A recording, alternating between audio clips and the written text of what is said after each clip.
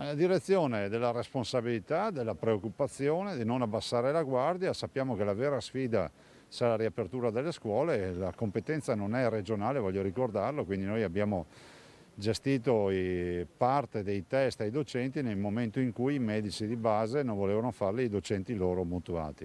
Ma direi che i medici di base per quasi il 60% hanno aderito a questo appello del governo. Adesso dobbiamo andare avanti in questa direzione, rispettare le regole e ovviamente essere lì pronti a monitorare e isolare eventuali focolai. Questo lo stato dell'arte a pochi giorni dall'avvio dell'anno scolastico, con la regione che sta monitorando il fronte sanitario a suon di test e tamponi a risposta rapida, lì dove per vari motivi non arrivano i medici di base, ma il virus non guarda in faccia a nessuno. Siamo tutti esposti al virus, lo sono i docenti, lo sono i lavoratori in fabbrica, nei cantieri, lo sono i medici in ospedale, non è che c'è qualcuno che può permettersi di dire io no e gli altri sì.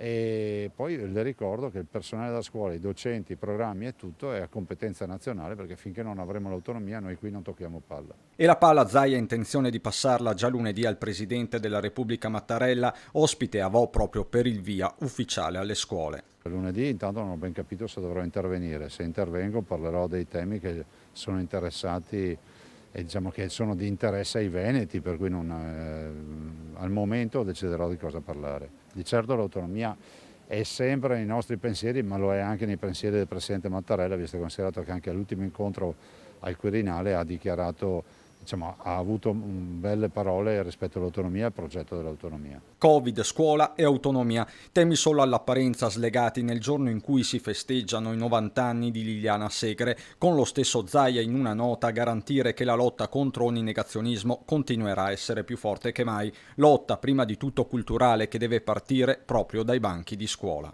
La diffamazione, la violenza, le ingiurie sono tutti fatti che vanno condannati, perché sennò altrimenti si diffonde questa idea che si può comunque fare qualsiasi cosa, tanto non va in galera.